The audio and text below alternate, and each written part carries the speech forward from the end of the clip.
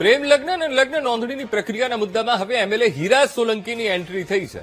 પાટીદાર સમાજની માંગને ધારાસભ્ય હીરા સોલંકીએ ટેકો આપ્યો છે. ભાગેડુ દીકરી દીકરાના કિસ્સાઓ અમારા સુધી આવે છે તેવું કહ્યું અને સાથે પણ કહ્યું કે મા બાપ રડતા રડતા અમારી પાસે આવે છે ત્યારે ખૂબ દુઃખ થાય છે. તો મા બાપની મંજૂરી અથવા તો કોઈ સર્ટિફિકેટ ફરજિયાત કરવામાં આવે તે જરૂરી છે, તે સુનિશ્ચિત કરવું જોઈએ. ધારાસભ્ય હીરા સોલંકીએ કાયદો બનાવવા માટે માંગ કરી છે.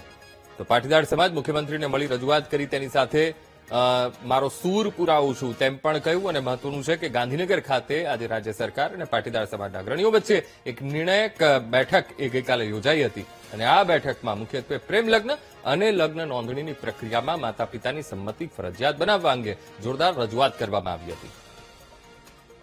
પાટીદાર સમાજના લોકો મુખ્યમંત્રી સાહેબને મળ્યા હતા એવા સમાચાર છે મને, પણ વાસ્તવિકતા તો એમની રજૂઆત જે છે એમાં હું મારો સૂર પુરાવું છું. મારા